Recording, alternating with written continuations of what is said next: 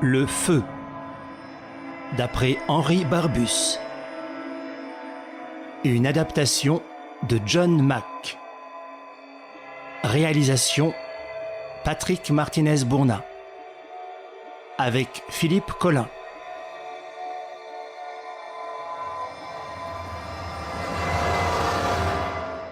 Chapitre 1er. La vision.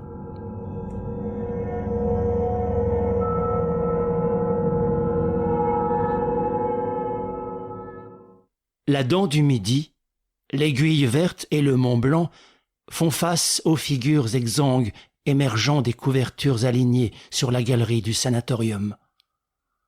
Au premier étage de l'hôpital Palais, cette terrasse à balcon de bois découpé que garantit une véranda est isolée dans l'espace et surplombe le monde.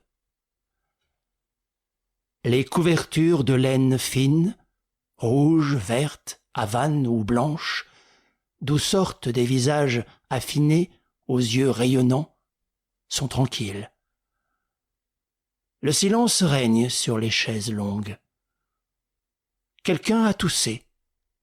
Puis, on entend, plus que de loin en loin, le bruit des pages d'un livre, tournées à intervalles réguliers, ou le murmure d'une demande et d'une réponse discrète, de voisin à voisin, ou parfois, sur la balustrade, le tumulte d'éventails d'une corneille hardie échappée aux bandes qui font, dans l'immensité transparente, des chapelets de perles noires. Le silence est la loi. Au reste, ceux qui, riches indépendants, sont venus ici de tous les points de la terre, frappés du même malheur, ont perdu l'habitude de parler. Ils sont repliés sur eux-mêmes et pensent à leur vie et à leur mort. Une servante paraît sur la galerie. Elle marche doucement et est habillée de blanc. Elle apporte des journaux, les distribue. « C'est chose faite », dit celui qui a déployé le premier son journal. « La guerre est déclarée. » Si attendue qu'elle soit, la nouvelle cause une sorte d'éblouissement, car les assistants en sentent les proportions démesurées. Ces hommes intelligents et instruits, approfondis par la souffrance et la réflexion, détachés des choses et presque de la vie, aussi éloignés du reste du genre humain que s'ils étaient déjà la postérité, regardent au loin, devant eux, vers le pays incompréhensible des vivants et des fous.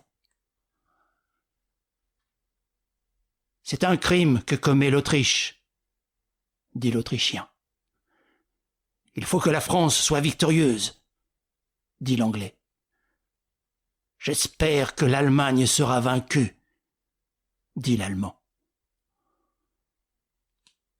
Il se réinstalle sous les couvertures, sur l'oreiller, en face des sommets et du ciel. Mais malgré la pureté de l'espace, le silence est plein de la révélation qui vient d'être apportée. La guerre. Quelques-uns de ceux qui sont couchés là rompent le silence et répètent à mi-voix ces mots, et réfléchissent que c'est le plus grand événement des temps modernes, et peut-être de tous les temps. Et même cette annonciation crée sur le paysage limpide qu'il fixe comme un confus et ténébreux mirage. Les étendues calmes du vallon, ornées de villages roses comme des roses et de pâturages veloutés, les taches magnifiques des montagnes, la dentelle noire des sapins et la dentelle blanche des neiges éternelles se peuplent d'un remuement humain. Des multitudes fourmillent par masses distinctes. Sur des champs, des assauts, vague par vague, se propagent, puis s'immobilisent. Des maisons sont éventrées comme des hommes, et des villes comme des maisons. Des villages apparaissent en blancheur émiettée, comme s'ils étaient tombés du ciel sur la terre. Des chargements de morts et des blessés épouvantables changent la forme des plaines. On voit chaque nation dont le bord est rongé de massacres qui s'arrache sans cesse du cœur de nouveaux soldats pleins de force et pleins de sang. On suit des yeux ces affluents vivants d'un fleuve de mort. Au nord, au sud, à l'ouest, ce sont des batailles de tous côtés, dans la distance. On peut se tourner dans un sens ou l'autre de l'étendue. Il n'y en a pas un seul au bout duquel la guerre ne soit pas. Un des voyants pâles, se soulevant sur son coude, énumère et dénombre les belligérants actuels et futurs. 30 millions de soldats. Un autre balbutie, les yeux pleins de tuerie. 2 armées aux prises. C'est une grande armée qui se suicide. On n'aurait pas dû, dit la voix profonde et caverneuse du premier de la rangée. Mais un autre dit « C'est la Révolution française qui recommence. »« Gare au trône !» annonce le murmure d'un autre. Le troisième ajoute « C'est peut-être la guerre suprême. » Il y a un silence. Puis quelques fronts, encore blanchis par la fade tragédie de la nuit où transpire l'insomnie, se secouent. Arrêtez les guerres. Est-ce possible? Arrêtez les guerres. La plaie du monde est inguérissable. Quelqu'un tousse. Ensuite, le calme immense au soleil des somptueuses prairies où luisent doucement les vaches vernissées et les bois noirs et les champs verts et les distances bleues submerge cette vision. Éteignent le reflet du feu dont s'embrase et se fracasse le vieux monde. Le silence infini efface la rumeur de haine et de souffrance du noir grouillement universel. Les parleurs rentrent, un à un, en eux-mêmes, préoccupés du mystère de leurs poumons, du salut de leur corps. Mais quand le soir se prépare à venir dans la vallée, un orage éclate sur le massif du Mont Blanc. Il est défendu de sortir, par ce soir dangereux où l'on sent parvenir jusque sous la vaste véranda, jusqu'au port où ils sont réfugiés, les dernières ondes du vent. Ces grands blessés que creuse une plaie intérieure embrassent des yeux ce bouleversement des éléments. Ils regardent sur la montagne éclater les coups de tonnerre qui soulèvent les nuages horizontaux comme une mer, et dont chacun jette à la fois dans le crépuscule une colonne de feu et une colonne de nuée, et bougent leurs faces blêmes aux joues écorchées pour suivre les aigles qui font des cercles dans le ciel et qui regardent la terre d'en haut à travers les cirques de brume. « Arrêtez la guerre !» disent-ils. « Arrêtez les orages !» Mais les contemplateurs, placés au seuil du monde, lavés des passions des partis, délivrés des notions acquises, des aveuglements, de l'emprise des traditions, éprouvent vaguement la simplicité des choses et les possibilités béantes. Celui qui est au bout de la rangée s'écrie « On voit en bas des choses qui rampent. » Oui, c'est comme des choses vivantes, des espèces de plantes, des espèces d'hommes. Voilà que dans les lueurs sinistres de l'orage, au-dessous des nuages noirs et chevelés, étirés et déployés sur la terre comme de mauvais anges, il leur semble voir s'étendre une grande plaine livide,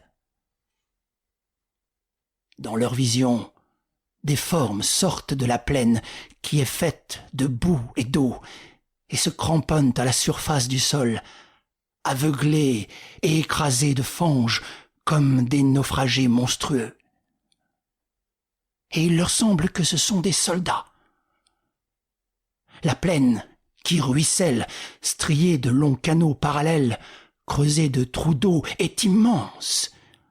Et ces naufragés qui cherchent à se déterrer d'elle sont une multitude. Mais les 30 millions d'esclaves jetés les uns sur les autres par le crime et l'erreur, dans la guerre de la boue, lèvent leurs faces humaines où germe enfin une volonté. L'avenir est dans les mains des esclaves. Et on voit bien que le vieux monde sera changé par l'alliance que bâtiront un jour entre eux ceux dont le nombre et la misère sont infinis.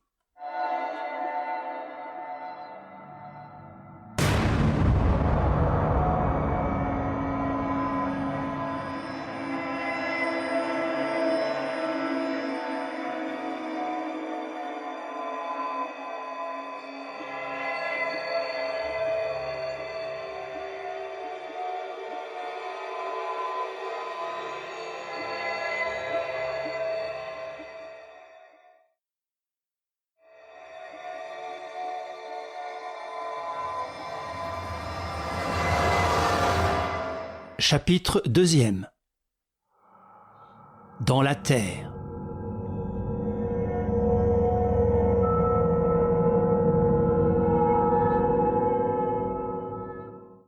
Le grand ciel pâle se peuple de coups de tonnerre.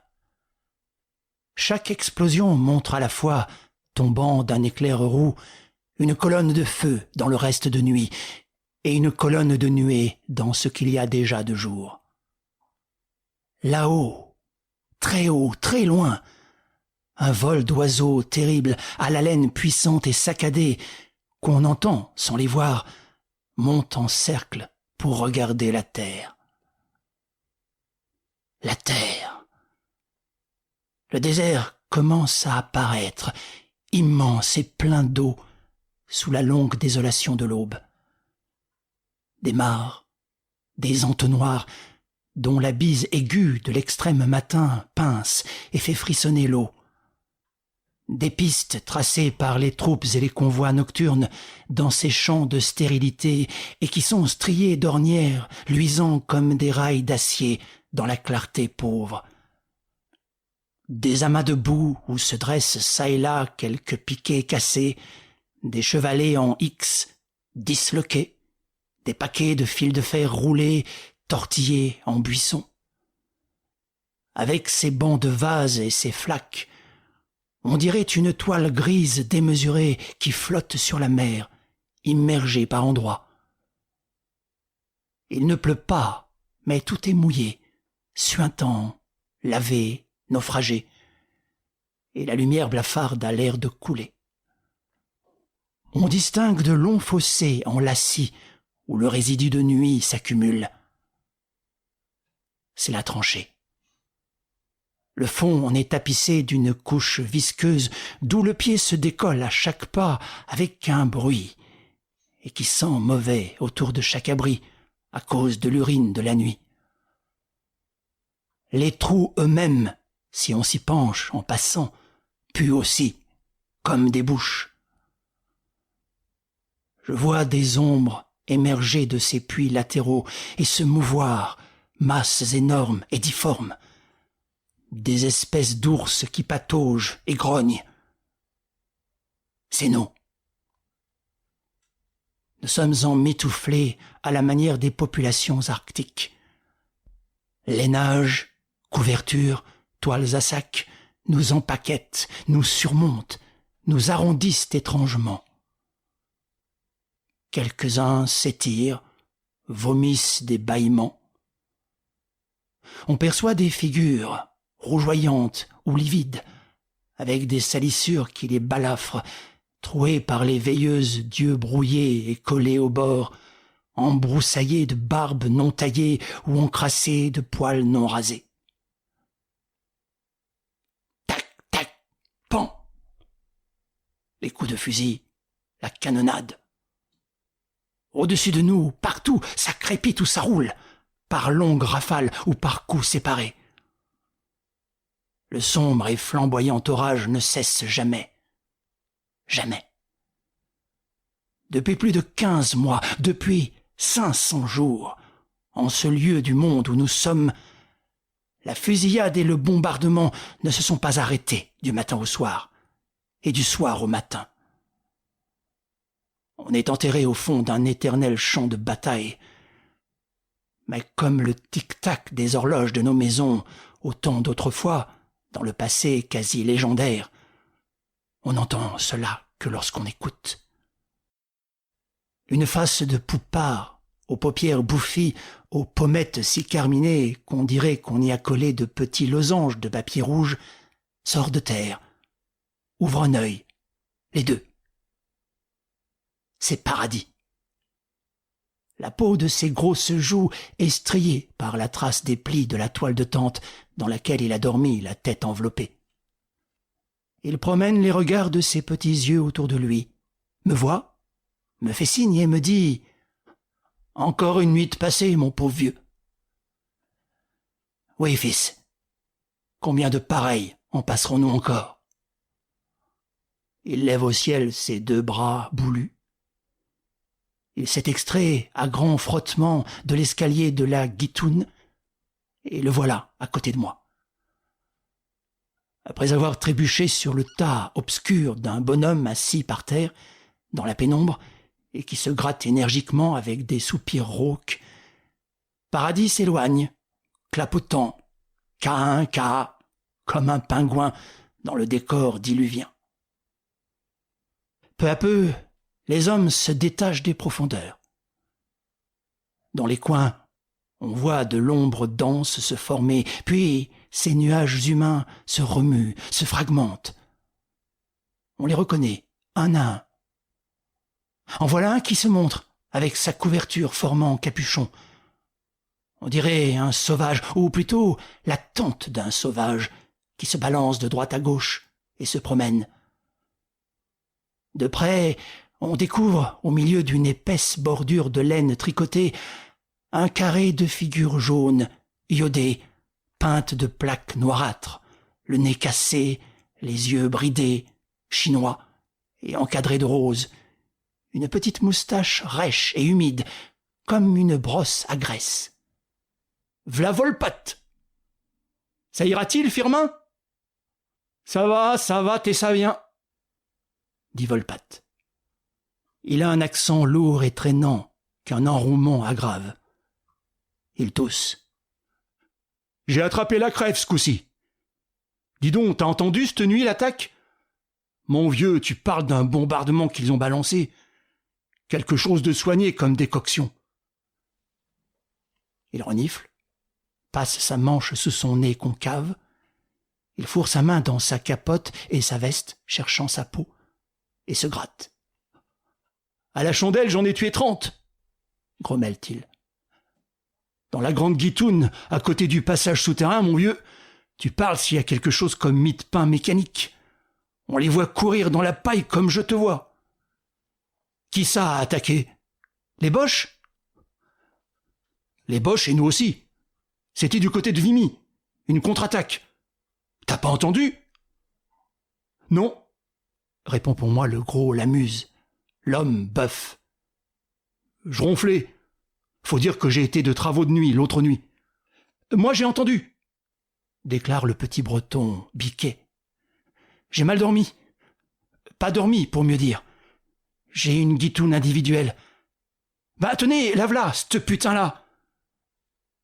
Il désigne une fosse qui s'allonge à fleur du sol et où, sur une mince couche de fumier, il y a juste la place d'un corps. Tu parles d'une installation à la noix, constate-t-il en hochant sa rude petite tête pierreuse qui a l'air pas finie. J'ai presque point roupillé. J'étais parti pour, mais j'étais réveillé par la relève du 129e qui a passé par là. Pas par le bruit, par l'odeur. Oh, tous ces gars avec leurs pieds à hauteur de ma gueule. Ça m'a réveillé tellement ça me faisait mal au nez. Je connais cela. J'ai souvent été réveillé, moi, dans la tranchée, par le sillage de senteurs épaisses qu'une troupe en marche traîne avec elle. Si ça tuait les gausses, seulement, dit Tirette. Au contraire, ça les excite, observe la Muse. Plus t'es dégueulasse, plus tu cocottes, plus t'en as. Et c'est heureux, poursuivit Biquet, qui m'ont réveillé en m'emboucanant. Comme je le racontais tout à l'heure à ce gros presse-papier, j'ai ouvert les carreaux juste à temps pour me cramponner à ma toile de tente qui fermait mon trou et qu'un de ces fumiers-là parlait de me grouper. C'est des crapules dans ce 129e là. On distinguait au fond, à nos pieds, une forme humaine que le matin n'éclaircissait pas et qui, accroupie, empoignant à pleine main la carapace de ses vêtements, se trémoussait. C'était le père Blair. Ses petits yeux clignotaient dans une face où végétait largement la poussière. Au-dessus du trou de sa bouche édentée, sa moustache formait un gros paquet jaunâtre. Ses mains étaient sombres, terriblement. Le dessus si encrassé qu'il paraissait velu, la paume plaquée d'une dure grisaille. Son individu, recroquevillé et velouté de terre, exhalait un relent de vieille casserole. Affairé à se gratter, il causait néanmoins avec le grand Barque, qui, un peu écarté, se penchait sur lui. « Je suis pas sale comme ça dans le civil, » disait-il. « Ben, mon pauvre vieux, ça doit salement te changer, » dit Barque. « Heureusement, » renchérit Tirette, « parce qu'alors, en fait de gosse, tu ferais des petits nègres à ta femme. » Blair se fâcha. Ses sourcils se froncèrent sous son front où s'accumulait la noirceur. « Qu'est-ce que tu m'embêtes, toi ? Et puis après, c'est la guerre. Et toi, face d'haricot, tu crois peut-être que ça ne te change pas la trompette et les manières, la guerre ? Bah regarde-toi, bec de singe, peau de fesse. Faut-il qu'un homme soit bête pour sortir des choses comme v'là toi ? Il passa la main sur la couche ténébreuse qui garnissait sa figure et qui, après les pluies de ces jours-ci, se révélait réellement indélébile. Et il ajouta « Et puis, si je suis comme je suis, c'est que je le veux bien. D'abord, j'ai pas de dents. Le major m'a dit depuis longtemps « T'as plus une seule piloche, c'est pas assez. Au prochain repos, qui m'a dit « Va donc faire un tour à la voiture estamologique. » La voiture stomatologique, corrigea Barque. Stomatologique, rectifia Bertrand. C'est parce que je le veux bien que j'y suis pas tété, continua Blair, puisque c'est à l'œil. Alors pourquoi ? Pour rien, à cause du changement, répondit-il. T'as tout du cuistancier, dit Barque. Tu devrais l'être. C'est mon idée aussi, repartit Blair naïvement. On rit. L'homme noir s'en offusqua. Il se leva.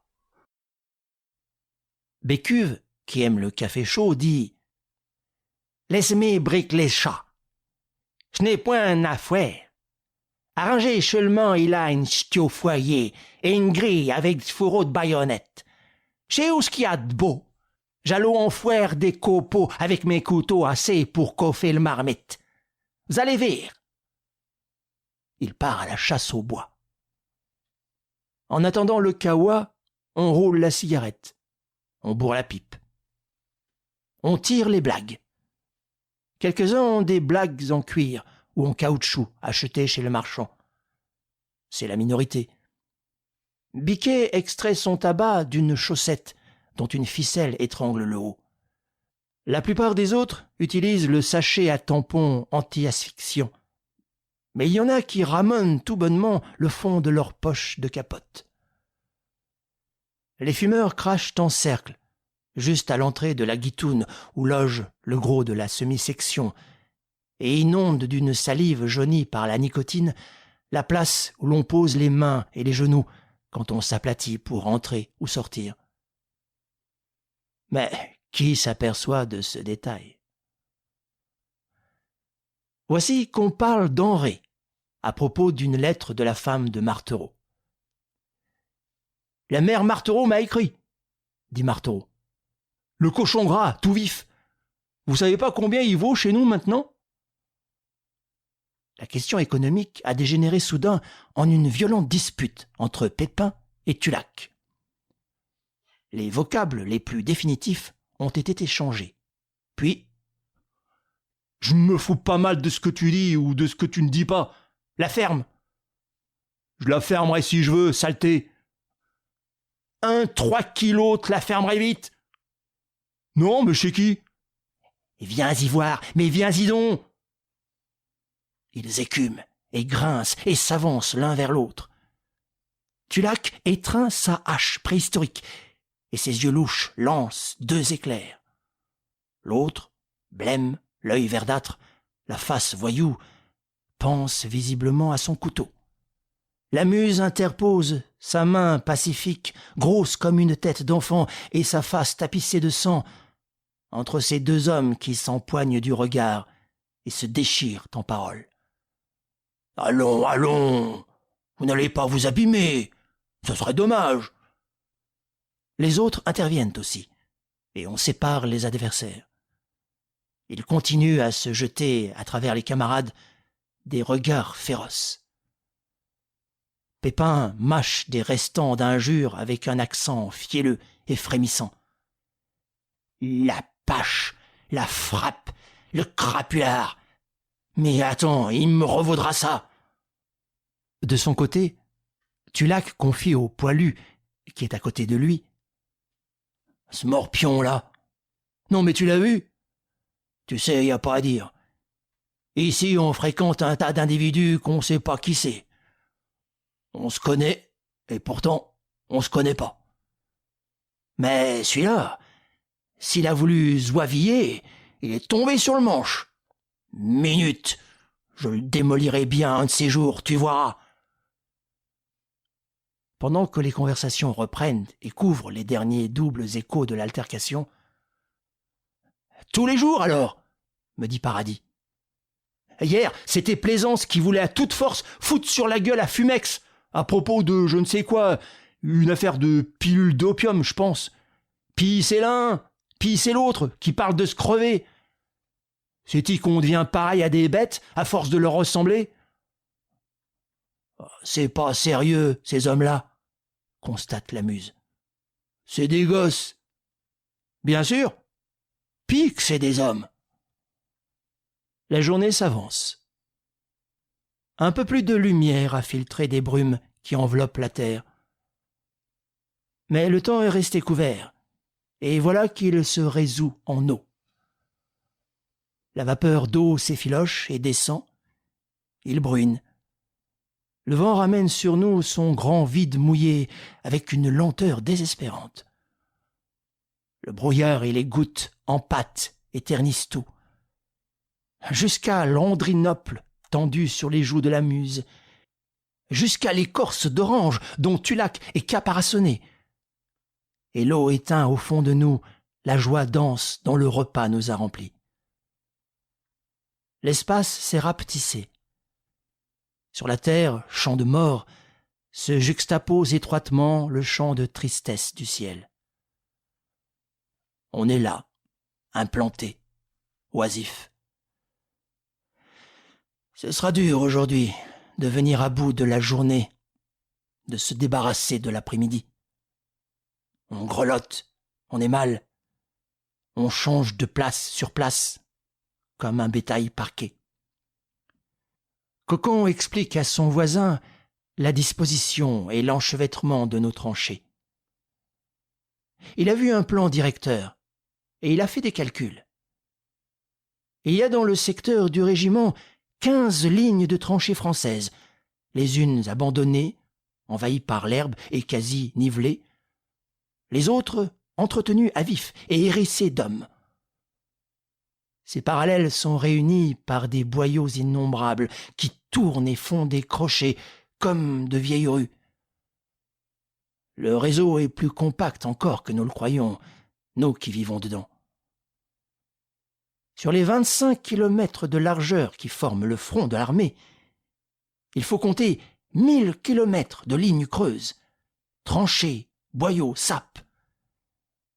Et l'armée française a 10 armées. Il y a donc, du côté français, environ 10 000 kilomètres de tranchées, et autant du côté allemand. Et le front français n'est à peu près que la 8e partie du front de la guerre sur la surface du monde. Ainsi parle Cocon, qui conclut en s'adressant à son voisin.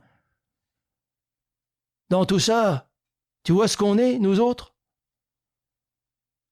Le pauvre Barque, face anémique d'enfant des faubourgs, que souligne un bouc de poils roux et que ponctue, comme une apostrophe, sa mèche de cheveux, baisse la tête. C'est vrai, quand on y pense, qu'un soldat, ou même plusieurs soldats, ce n'est rien. Ce n'est moins que rien dans la multitude. Et alors on se trouve tout perdu, noyé, comme quelques gouttes de sang qu'on est parmi ce déluge d'hommes et de choses. Barque soupire et se tait. Et à la faveur de l'arrêt de ce colloque, on entend résonner un morceau d'histoire raconté à demi-voix. Il était venu avec 2 chevaux. Psst, un obus. Il ne lui reste plus qu'1 cheval. On s'embête, dit Volpatte. On tient, ronchonne Barque. Faut bien, dit Paradis. Pourquoi? Interroge Martereau, sans conviction. Y a pas besoin de raison, puis qu'il le faut. Y a pas de raison, affirme la Muse. Si, y en a, dit Cocon. Il y en a plusieurs plutôt. La ferme, c'est bien mieux qu'il n'y en ait pas, puis qu'il faut tenir.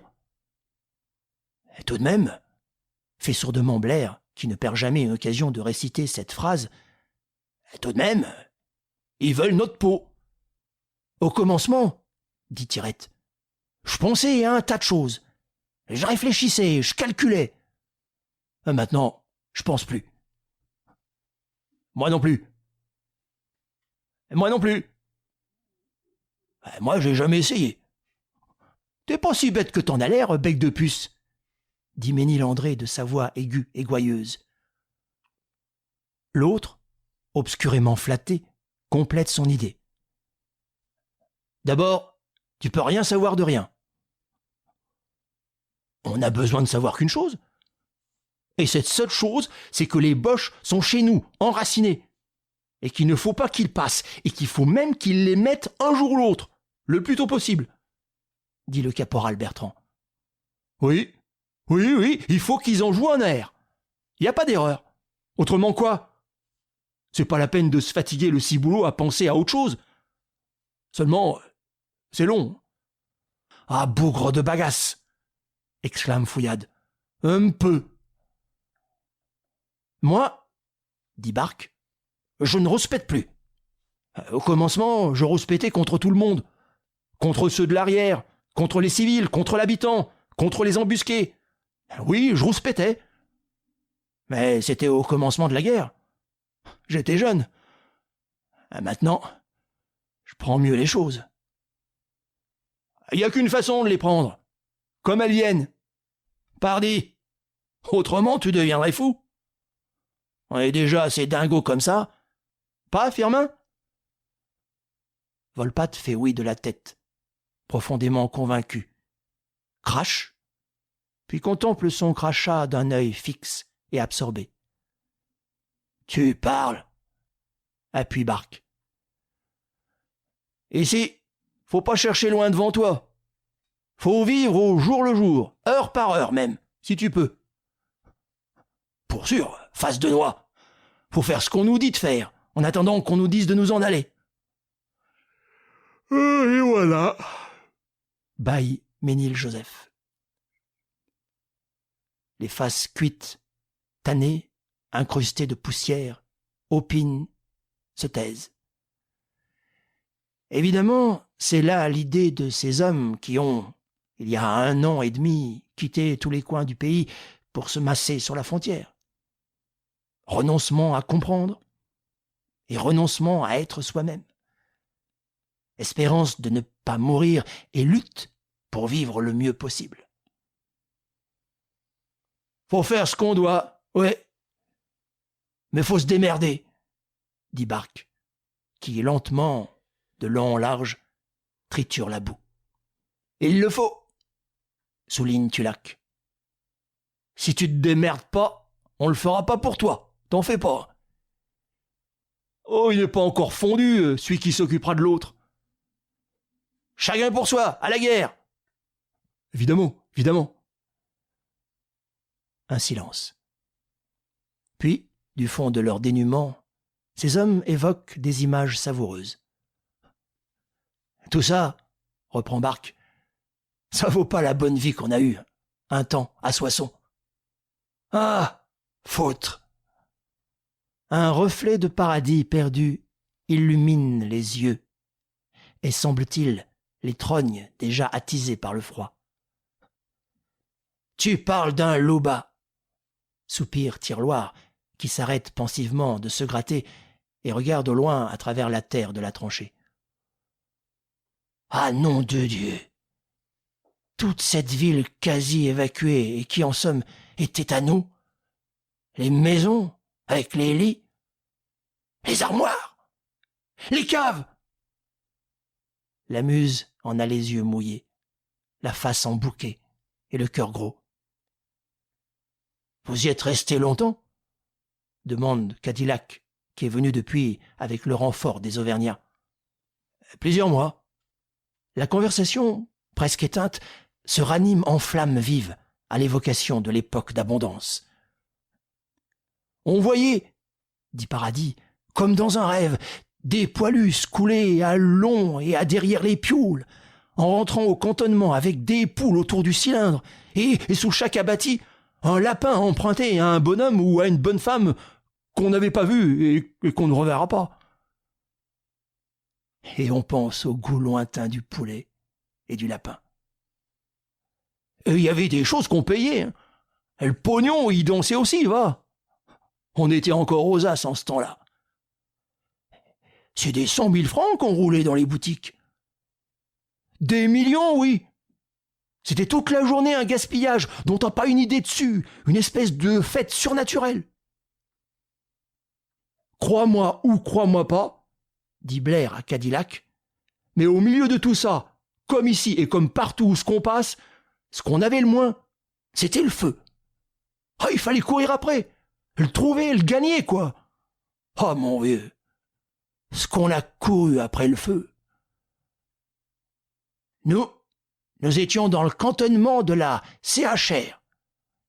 Là, le cuistot, c'était le grand Martin César. Il était à la hauteur, lui, pour dégoter du bois.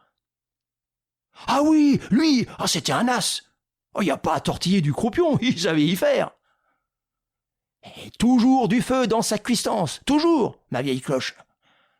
Tu rechassais des cuistots qui bagotaient dans les rues en tous sens, en chialant parce qu'ils n'avaient pas de bois ni de charbon.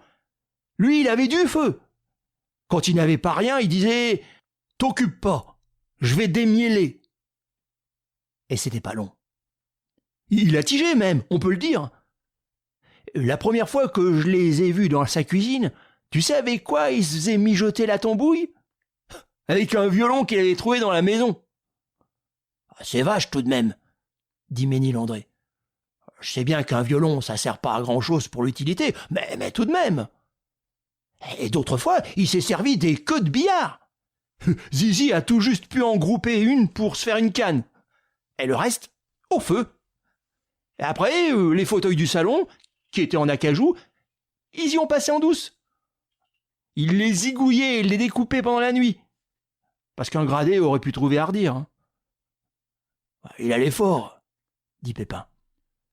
Nous, on s'est occupé avec un vieux meuble qui nous a fait 15 jours. Pourquoi aussi qu'on n'a rien de rien? Faut faire la soupe, 0 bois, 0 charbon. Après la distribution, t'es là avec tes croches vides devant le tas de bidoches au milieu des copains qui se fichent de toi en attendant qu'ils t'engueulent. Alors quoi? C'est le métier qui veut ça. C'est pas nous. Et les officiers ne disaient trop rien quand on chapardait? Ils s'en foutaient eux-mêmes plein la lampe. Et comment? Tu te rappelles des maisons? Le coup du lieutenant Virvin défonçant la porte d'une cave d'un coup de hache? Même qu'un poilu l'a vu et qui lui a donné à la porte pour en faire du bois à brûler. À cette fin que le copain, il n'aille pas ébruiter la chose. Et ce pauvre Saladin, l'officier de ravitaillement, on l'a rencontré entre chien et loup, sortant d'un sous-sol avec 2 bouteilles de blanc dans chaque bras, le frère. On aurait dit une nourrice portant 4 lardons. Comme il a été repéré, il a été obligé de redescendre dans la mine aux bouteilles et d'en distribuer à tout le monde. Même que le caporal Bertrand, qui a des principes, n'a pas voulu en boire. Ah, tu te rappelles, saucisse à pâte? Où est-ce qu'il est maintenant, le cuisinier qui trouvait toujours du feu? Demanda Cadillac. Il est mort.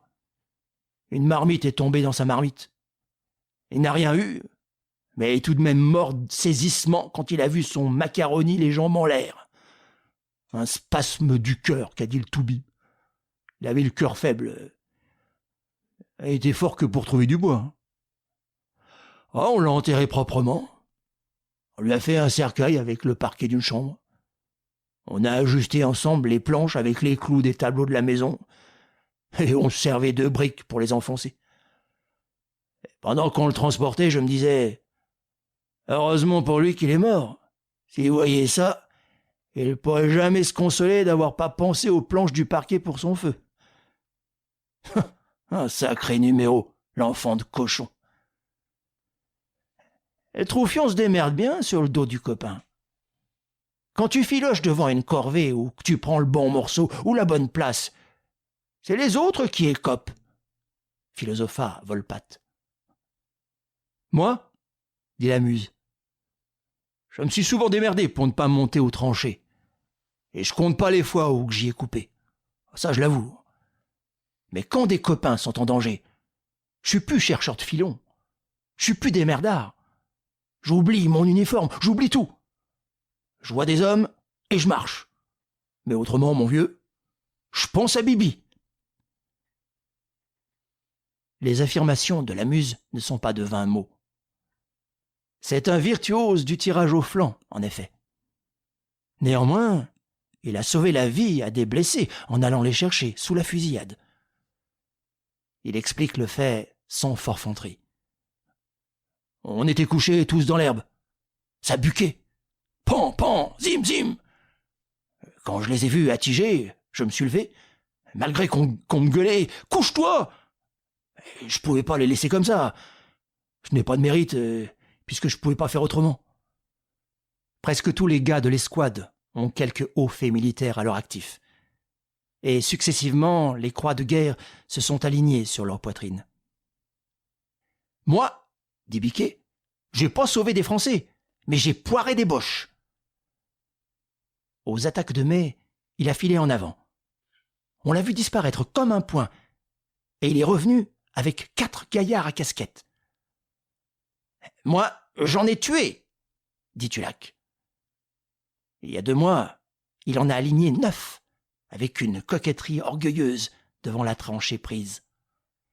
Mais, ajoute-t-il, c'est surtout après l'officier Boche que j'en ai. Ah, les vaches! Ils ont crié cela plusieurs à la fois, du fond d'eux-mêmes. Ah, mon vieux, dit Tirloir, on parle de la sale race Boche.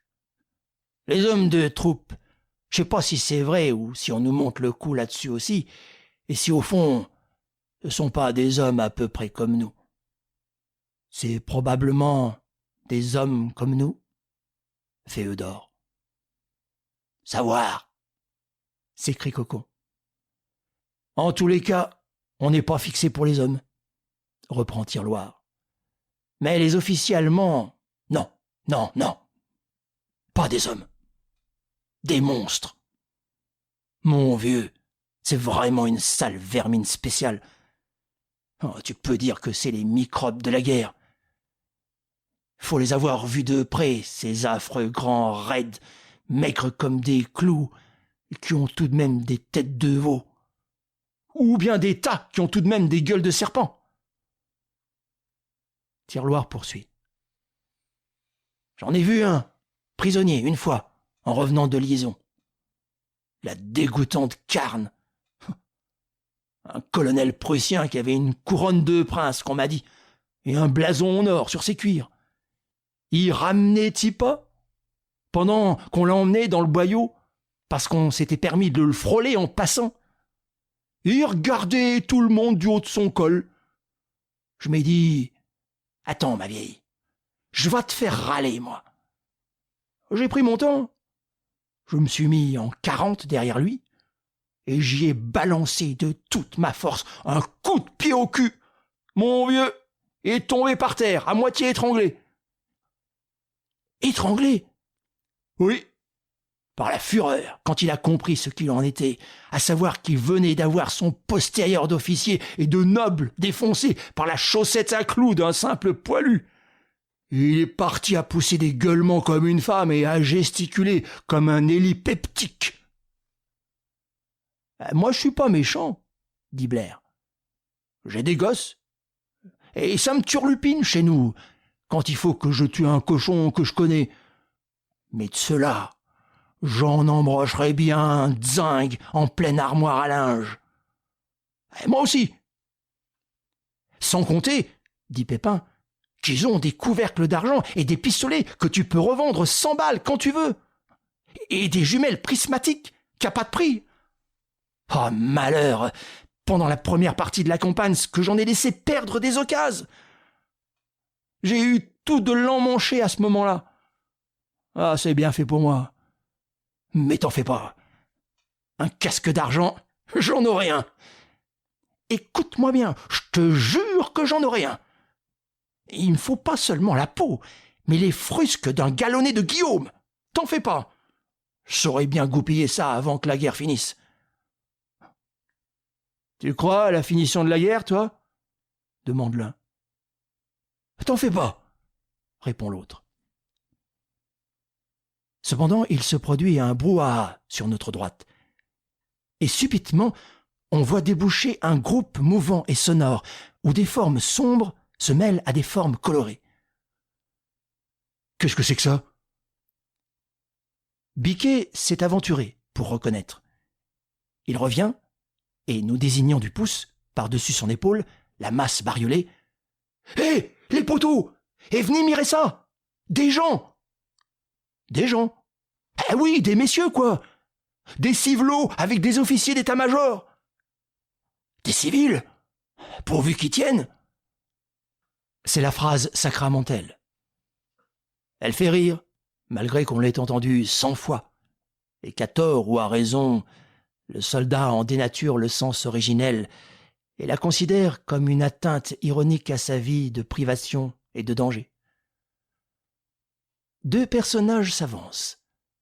Deux personnages à par-dessus et à canne. Un autre, habillé en chasseur, orné d'un chapeau pelucheux et d'une jumelle. Des tuniques bleu tendre, sur lesquelles reluisent des cuirs fauves ou noirs vernis, suivent et pilotent les civils. De son bras, où étincelle un brassard en soie bordé d'or et brodé de foudre d'or, un capitaine désigne la banquette de tir, devant un vieux créneau, et engage les visiteurs à y monter pour se rendre compte. Le monsieur, en complet de voyage, y grimpe, en s'aidant de son parapluie.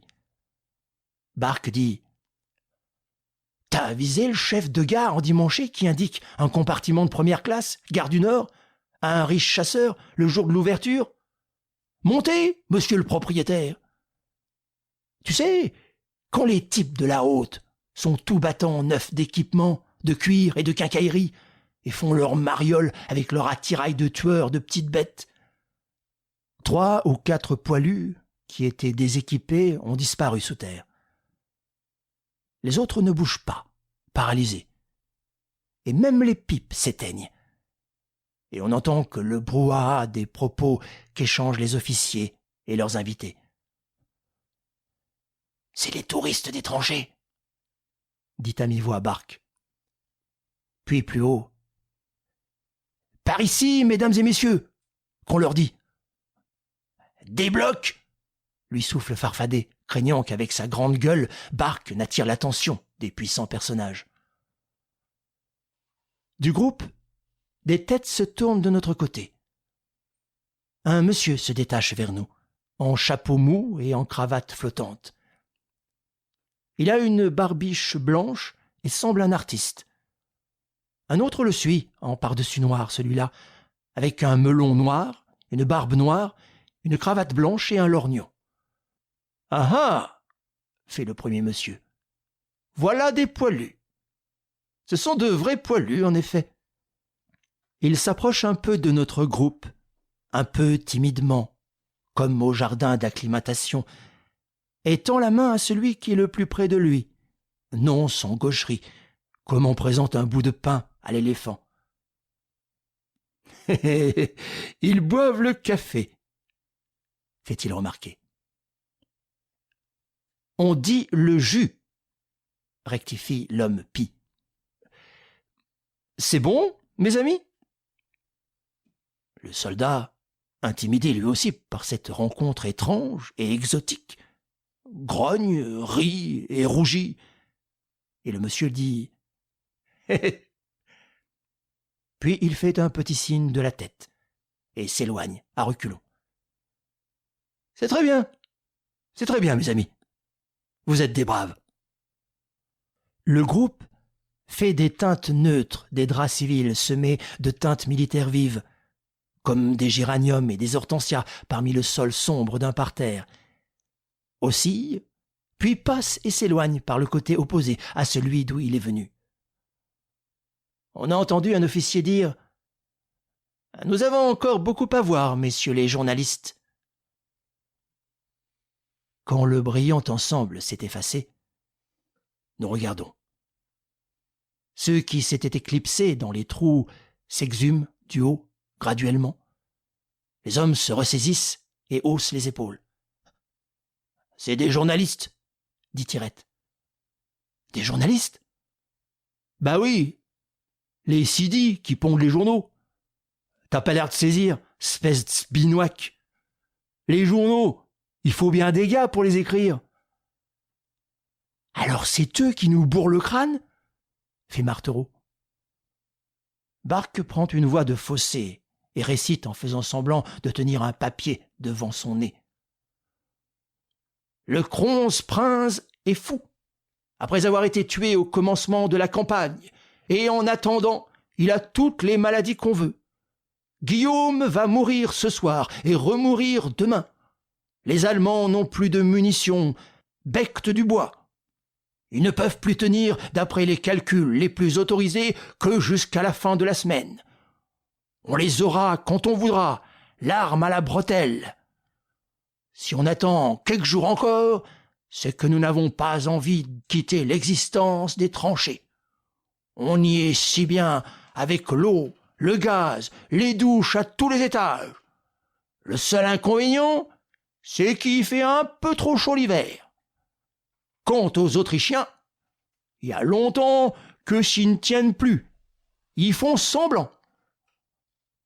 V'là 15 mois que c'est comme ça et que le directeur dit à ses scribes « Hé les poteaux, jetez-en un coup, tâchez moyen de me décrotter ça en 5 secs et de le délayer sur la longueur de ces 4 sacrées feuilles blanches qu'on a à salir. »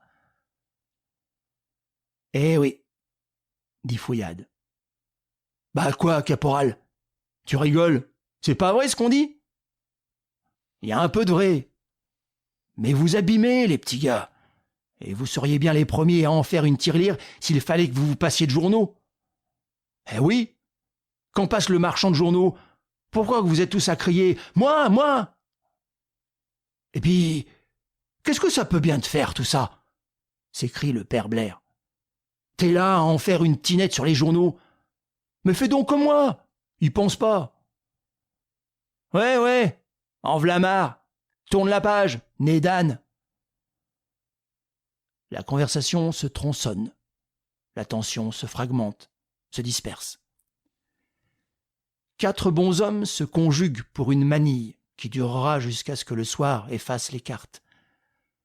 Volpatte fait des efforts pour capturer une feuille de papier à cigarette qui a fui de ses doigts et qui sautille et zigzague au vent sur la paroi de la tranchée comme un papillon fugace. Cocon et Tirette évoquent des souvenirs de caserne. Les années de service militaire ont laissé dans les esprits une impression indélébile. C'est un fond de souvenirs riche, bon teint et toujours prêt, où l'on a l'habitude depuis 10, 15 ou 20 ans de puiser des sujets de conversation. Si bien qu'on continue, même après avoir fait pendant 1 an et demi la guerre sous toutes ses formes. J'entends une partie le colloque. J'en devine le reste. C'est d'ailleurs sempiternellement le même genre d'anecdote que les ex-troupiers sortent de leur passé militaire. Le narrateur a cloué le bec à un gradé mal intentionné par des paroles pleines d'à-propos et de crâneries. Il a osé, il a parlé haut et fort, lui. Des bribes me parviennent aux oreilles. « Alors tu crois que j'ai bronché quand Neneuil m'a eu cassé ça ? Pas du tout, mon vieux. Tous les copains la fermaient. Mais moi, j'y ai dit tout haut. Mon adjudant, j'ai dit. C'est possible, mais... Suit une phrase que je n'ai point retenue. Oh, tu sais, tel que ça j'y ai dit. Il n'y a pas pipé. C'est bon, qu'il a dit en foutant le camp. Et après, il a été battre comme toi avec moi. C'est comme moi avec Dodor, le juteux de la 13e quand je faisais mon congé. Une carne. Maintenant, il est au Panthéon comme gardien. Il m'avait dans le nez, alors... Et chacun de déballer son bagage personnel de mots historiques. Ils sont chacun comme les autres. Et il n'en est pas un qui ne dise pas « Moi, je ne suis pas comme les autres. » Le vaguemestre. C'est un haut et large homme au gros mollet et de mise confortable et soigné comme un gendarme. Il est de mauvaise humeur. Il y a eu de nouveaux ordres. Et maintenant, il faut qu'il aille chaque jour jusqu'au poste de commandement du colonel porter le courrier. Il déblatère sur cette mesure comme si elle était exclusivement dirigée contre lui. Cependant, tout en déblatérant, il parle à l'un, à l'autre, en passant, suivant son habitude, tandis qu'il appelle les caporaux aux lettres. Et nonobstant sa rancœur, il ne garde pas pour lui tous les renseignements dont il arrive pourvu. En même temps qu'il ôte les ficelles du paquet de lettres, il distribue sa provision de nouvelles verbales. Il dit d'abord que, sur le rapport, il y a en toutes lettres la défense de porter des capuchons. « T'entends ça ?» dit Tirette à Tirloir. « De la forcer de lancer ton beau capuchon en l'air. Puis souvent. Je marche pas. Ça n'a rien à faire avec moi. » répond l'encapuchonné, dont l'orgueil non moins que le confort est en jeu. Ordre du général commandant d'armée. Il faut alors que le général en chef donne l'ordre qu'ils peuvent plus. Je veux rien savoir. La plupart des ordres, même de moins extraordinaires que celui-là, sont toujours accueillis de la sorte, avant d'être exécutés. Le rapport ordonne aussi, dit l'homme lettre, de tailler les barbes. Et les douilles à la tondeuse, rasoche. Ta bouche, mon gros, dit Barque, dont le toupet est directement menacé par cette consigne. Tu m'as pas regardé ? Tu peux te mettre la tringle. Tu me dis ça à moi ? Fais-le ou fais-le pas, je m'en fous pas mal. À côté des nouvelles positives, écrites, il y en a de plus amples, mais aussi plus incertaines et plus fantaisistes. La division serait relevée pour aller soit au repos, mais au vrai repos pendant 6 semaines, soit au Maroc et peut-être en Égypte. Eh, oh, ah. Ils écoutent. Ils se laissent tenter par le prestige du nouveau, du merveilleux. Quelqu'un cependant demande au vaguemestre « Qui t'a dit ça ?» Il indique ses sources. « L'adjudant commandant le détachement de territoriaux, qui fait les corvées au QG du CA. »« Au quoi ?»« Au quartier général du corps d'armée. » Et il n'y a pas que lui qui le dit. Il y a, tu sais bien, le client, dont je ne sais plus le nom, celui qui ressemble à Gall, et qui n'est pas Gall. Il a je ne sais plus qui dans sa famille, qui est je ne sais plus quoi. Comme ça, il est renseigné. Et alors ? Ils sont là, en cercle, le regard affamé autour du raconteur d'histoire. En Égypte, tu dis, nous irions ? Ah, je connais pas. Je sais qu'il y avait des pharaons du temps où j'étais gosse et que j'allais à l'école, mais depuis... En Égypte ? L'idée s'ancre insensiblement dans les cervelles. « Ah non, dit Blair, parce que j'ai le mal de mer. Et après tout, ça ne dure pas, le mal de mer. Oui, mais que dirait la patronne ? Que veux-tu ? Elle s'y fera. On verra des nègres et des grands oiseaux plein les rues, comme on voit chez nous des moineaux. Mais ne devait-on pas aller en Alsace ? Si, dit le vaguemestre. Il y en a qui le croient au trésor. Ça m'irait assez. Mais le bon sens et l'expérience acquise reprennent le dessus et chassent le rêve. On a affirmé si souvent qu'on allait partir au loin, et si souvent on l'a cru, et si souvent on a déchanté. Aussi, c'est comme si, à un moment donné, on se réveillait. Tout ça, c'est des bobards. On nous l'a trop fait. Attends avant de croire, et t'en fais pas une miette. Ils regagnent leur coin. Quelques-uns, par-ci, par-là, ont à la main le fardeau léger et important d'une lettre. « Ah !» dit Tirloir. « Il faut que j'écrive. Je peux pas rester 8 jours sans écrire. Ça n'a rien à faire. »« Moi aussi, » dit Eudore. « Il faut que j'écrive à ma petite femme. »« Ah, va bien, Mariette ?»« Oui, oui, t'en fais pas pour Mariette. » D'aucuns se sont déjà installés pour la correspondance. Barque debout, son papier posé à plat sur un carnet dans une infractuosité de la paroi, semble en proie à une inspiration.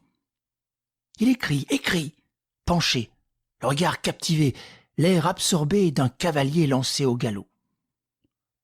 La muse qui n'a pas d'imagination passe son temps, une fois qu'il s'est assis, quand il a posé sur la pointe matelassée de ses genoux sa pochette de papier et mouillé son crayon encre, à relire les dernières lettres reçues, et à ne pas savoir quoi dire d'autre que ce qu'il a déjà dit, et à s'entêter à vouloir dire autre chose. Une douceur de sentimentalité semble répandue sur le petit Eudore, qui s'est recroquevillé dans une sorte de niche de terre. Il se recueille, le crayon au doigt, les yeux sur son papier. Rêveur, il regarde, il dévisage, il voit, et on voit l'autre ciel qui l'éclaire. Son regard va là-bas. Il est agrandi jusqu'à chez lui. Le moment des lettres est celui où l'on est le plus et le mieux ce que l'on fut. Plusieurs hommes s'abandonnent au passé et reparlent d'abord de mangeaille.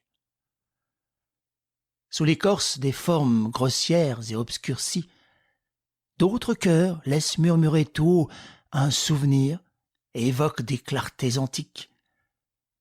Le matin d'été, quand le vert frais du jardin déteint dans toute la blancheur de la chambre campagnarde, ou quand, dans les plaines, le vent donne aux champs de blé des remuements lents et forts, et à côté agite le carré d'avoine de petits frissons vifs et féminins. Ou bien, le soir d'hiver, la table autour de laquelle sont les femmes et leur douceur, et où se tient debout la lampe caressante avec le tendre éclat de sa vie et la robe de son abat-jour. Cependant, le père Blair reprend sa bague commencée. Il a enfilé la rondelle encore informe d'aluminium dans un bout de bois rond, et il la frotte avec la lime. Il s'applique à ce travail, réfléchissant de toutes ses forces, 2 plis sculptés sur le front. Parfois il s'arrête, se redresse et regarde la petite chose tendrement, comme si elle le regardait aussi. « Tu comprends ?» m'a-t-il dit une fois à propos d'une autre bague. « Il ne s'agit pas de bien ou de ne pas bien. L'important, c'est que je l'aie faite pour ma femme. Tu comprends ? Quand j'étais à rien faire, à avoir la cosse, je regardais cette photo. » Il exhibait la photographie d'une grosse femme, Maflu. « Et alors, je m'y mettais tout facilement à cette sacrée bague. On peut dire que nous l'avons faite ensemble. Tu comprends ? La preuve, c'est qu'elle me tenait compagnie et que je lui ai dit adieu quand je l'ai envoyée à la mère Blair. Il en fait à présent une autre, où il y aura du cuivre. Il travaille avec ardeur. C'est son cœur qui veut s'exprimer le mieux possible et s'acharne à une sorte de calligraphie. Dans ces trous dénudés de la terre, ces hommes inclinés avec respect sur ces bijoux légers, élémentaires, si petits que la grosse main durcie les tient difficilement et les laisse couler, ont l'air encore plus sauvages, plus primitifs et plus humains que sous tout autre aspect. On pense au premier inventeur, père des artistes, qui tâcha de donner à des choses durables la forme de ce qu'il voyait et l'âme de ce qu'il ressentait. « En v'là qui vont passer !»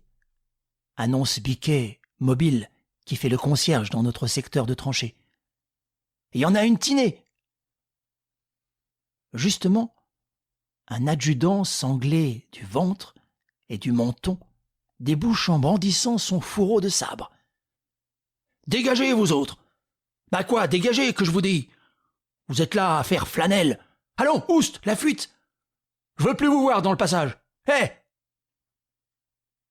On se range mollement. Quelques-uns avec lenteur sur les côtés s'enfoncent par degrés dans le sol. C'est une compagnie de territoriaux chargés dans le secteur des travaux de terrassement de seconde ligne et de l'entretien des boyaux d'arrière. Ils apparaissent, armés de leurs outils, misérablement fagotés et tirant la patte. On les regarde un à un approcher, passer, s'effacer. Ce sont de petits vieux rabougris aux joues poudrées de cendre ou de gros poussifs encerclés à l'étroit dans leurs capotes passées et tachées, auxquelles manquent des boutons et dont l'étoffe bâille, édentée. Tirette et Barque, les 2 loustics adossés et serrés sur la paroi, les dévisagent d'abord en silence. Puis ils se mettent à sourire. « Le défilé des balayeurs !» dit Tirette. « On va rigoler 3 minutes !» annonce Barque. Quelques-uns des vieux travailleurs sont cocasses. Celui-ci, qui arrive dans la file, a des épaules tombantes de bouteille.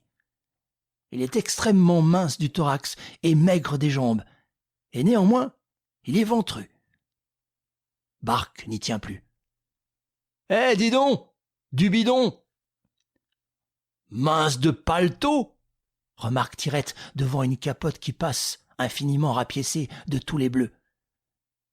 Il interpelle le vétéran. « Eh, le père échantillon ! Eh, dis donc, là-bas, toi !» insiste-t-il. L'autre se tourne, le regarde, bouche bée. « Dis donc, papa, si tu veux être bien gentil, tu me donneras l'adresse de ton tailleur de Londres ?» La figure surannée et gribouillée de rides ricane. Puis le bonhomme, arrêté un instant sous l'injonction de Barque, est bousculé par le flot qui le suit et emporté. Après quelques figurants moins remarquables, une nouvelle victime se présente au colibé. Sur sa nuque rouge et rugueuse végète une espèce de laine sale de mouton. Les genoux pliés, le corps en avant et le dos voûté, ce territorial se tient mal debout. « Tiens !» braille Tirette en le désignant du doigt. le célèbre homme accordéon. À la foire, on paierait pour le voir. Ici, la vue n'en coûte rien. Tandis que l'interpellé balbutie des injures, on rit ici et là. Il n'en faut pas davantage pour exciter encore les deux compères que le désir de placer un mot jugé drôle par un public peu difficile incite à tourner en dérision les ridicules de ces vieux frères d'armes qui peinent nuit et jour au bord de la Grande Guerre pour préparer et réparer les champs de bataille. Et même les autres spectateurs s'y mettent aussi. Misérables, ils raillent plus misérables qu'eux. Oh, vise-moi celui-ci, et celui-là donc. Non, mais pige-moi la photographie de ce petit bas du cul. Loin du ciel, Et celui-là qui n'en finit pas. Tu parles d'un gratte-ciel. Ah, tiens là, il vaut le jus. Ah oui, tu vaux le jus, mon vieux. L'homme en question fait des petits pas en portant sa pioche en avant, comme un cierge, la figure crispée et le corps tout penché, bâtonné par le lumbago. Grand-père, veux-tu 2 sous lui demande Barque en lui tapant sur l'épaule lorsqu'il passe à sa portée. Le poilu, déplumé, vexé, grogne. Bougre de Galapia. Alors Barque lance d'une voix stridente. Dis donc, tu pourrais être poli, face de paix, vieux moule à caca. L'ancien, se retournant en toute une pièce, bafouille, furieux. Mais crie Barque en riant. C'est qui raloche, ce débris. Belliqueux, voyez-vous ça. Et il serait malfaisant s'il avait seulement 60 ans de moins. Et s'il n'était pas saoul, ajoute gratuitement Pépin, qui en cherche d'autres de l'œil dans le flux des arrivants. La poitrine creuse du dernier traînard apparaît, puis son dos déformé disparaît. Le défilé de ces vétérans usagés, salis par les tranchées, se termine au milieu des faces sarcastiques et quasi malveillantes de ces troglodytes sinistres émergeant à moitié de leur caverne de boue. Cependant, les heures s'écoulent, et le soir commence à griser le ciel et à noircir les choses. Il vient se mêler à la destinée aveugle en même temps qu'à l'âme obscure et ignorante de la multitude qui est là, ensevelie. Dans le crépuscule, un piétinement roule, une rumeur, puis une autre troupe se fraye passage. Des tabords. Ils défilent avec leurs faces bises, jaunes ou marron, leurs barbes rares ou drues et frisées, leurs capotes vert jaune, leurs casques frottés de boue qui présentent un croissant à la place de notre grenade.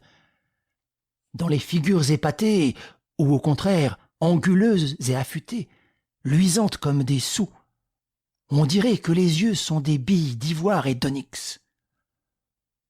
De temps en temps sur la file se balance, plus haut que les autres, le masque de houille d'un tirailleur sénégalais. Derrière la compagnie est un fanion rouge, avec une main verte au milieu. On les regarde et on se tait. On ne les interpelle pas, ceux-là. Ils imposent, et même font un peu peur. Pourtant, ces Africains paraissent gais et en train. Ils vont naturellement en première ligne. C'est leur place, et leur passage est l'indice d'une attaque très prochaine. Ils sont faits pour l'assaut.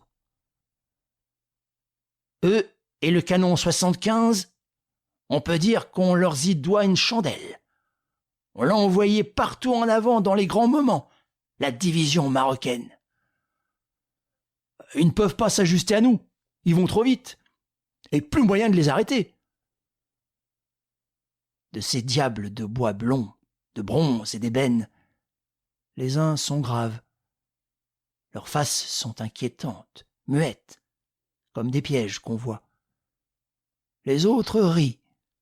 Leur rire teinte, tel le son de bizarres instruments de musique exotiques, et montre les dents. et on rapporte des traits de Bicot. Leur acharnement à l'assaut, leur ivresse d'aller à la fourchette, leur goût de ne pas faire quartier. On répète les histoires qu'ils racontent eux-mêmes volontiers, et tous un peu dans les mêmes termes et avec les mêmes gestes. Ils lèvent les bras. « Camarade, camarade ! Non, pas camarade !» Et ils exécutent la mimique de la baïonnette qu'on lance devant soi à hauteur du ventre, puis qu'on retire d'en bas en s'aidant du pied. Un des tirailleurs entend en passant de quoi l'on parle. Il nous regarde, rit largement dans son turban casqué et répète en faisant non de la tête. « Pas camarade, non pas camarade, jamais. Coupez cabèche. » Ils sont vraiment d'une autre race que nous, avec leur peau de toile de tente. À vous Biquet, qui pourtant n'a pas froid aux yeux. Le repos les embête, tu sais. Et ils ne vivent que pour le moment où l'officier remet sa montre dans sa poche et dit « Allez, partez !» Au fond, ce sont de vrais soldats. « Nous ne sommes pas des soldats, nous. Nous sommes des hommes !» dit le gros Lamuse. L'heure s'est assombrie. Et pourtant cette parole juste et claire met comme une lueur sur ceux qui sont ici à attendre depuis ce matin et depuis des mois. Ils sont des hommes, des bons hommes quelconques arrachés brusquement à la vie.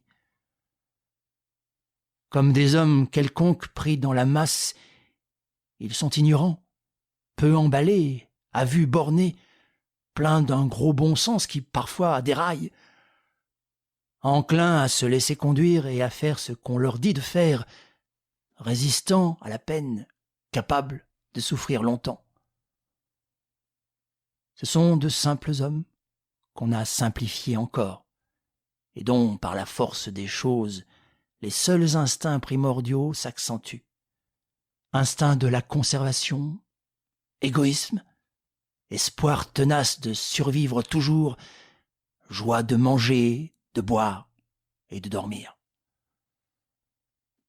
Par intermittence, des cris d'humanité, des frissons profonds sortent du noir et du silence de leurs grandes âmes humaines. Quand on commence à ne plus voir très bien, on entend là-bas murmurer puis se rapprocher, plus sonore, un ordre. Deuxième demi-section. Rassemblement. On se range. L'appel se fait. « dit le caporal. On s'ébranle. Devant le dépôt d'outils, stationnement, piétinement. On charge chaque... Nous espérons que vous avez apprécié cet aperçu. Pour continuer à écouter ce livre audio sur Google Play Livres, utilisez le lien dans la description de la vidéo.